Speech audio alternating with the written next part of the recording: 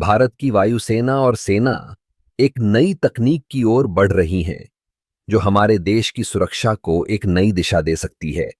हाल ही में भारतीय वायुसेना ने एक अद्वितीय अनमैन्ड स्टेल्थ बॉम्बर पर काम करना शुरू किया है।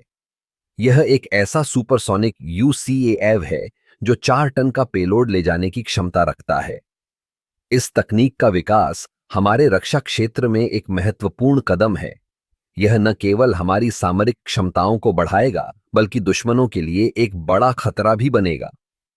सोचिए, एक ऐसा ड्रोन जो बिना किसी पायलट के उड़ान भर सकता है, दुश्मन के ठिकानों पर सटीकता से हमला कर सकता है। यह न केवल हमारी सुरक्षा को मजबूत करेगा, बल्कि हमारी तकनीकी क्षमता को भी दर्शाएगा। इस यूसीएवी की खासियत यह है कि यह स्टेल्थ टेक्नोलॉजी से लैस होगा। इसका मतलब है कि यह रडार पर कम दिखाई देगा, जिससे दुश्मन को इसकी मौजूदगी का पता लगाना मुश्किल होगा। यह हमारी वायुसेना को एक अद्वितीय बढ़त देगा, खासकर जब हम दुश्मन के क्षेत्र में गहराई तक घुसपैठ करने की बात करते हैं। 4 टन का पेलोड ले जाने की क्षमता इसे और भी प्रभावी बनाती है।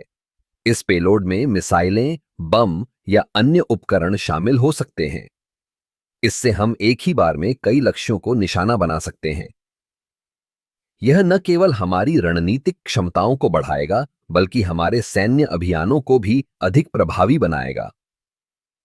भारत की रक्षा अनुसंधान और विकास संगठन डीआरडीओ इस परियोजना पर काम कर रहा है।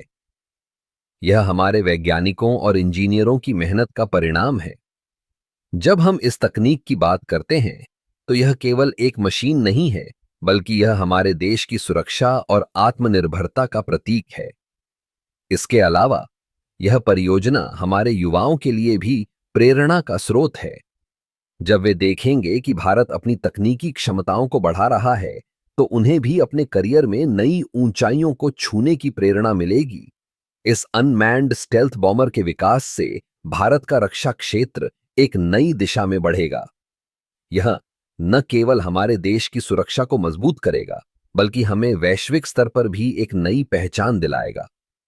आखिरकार, जब हम अपने देश की सुरक्षा की बात करते हैं, तो यह केवल एक तकनीक नहीं है, बल्कि यह हमारे नागरिकों की सुरक्षा, हमारी संप्रभुता और हमारे भविष्य की बात है। इस दिशा में जो कदम उठाए जा रहे हैं, वे निश्चित रूप से हमारे देश को एक नई ऊंचाई पर ले जाएंगे।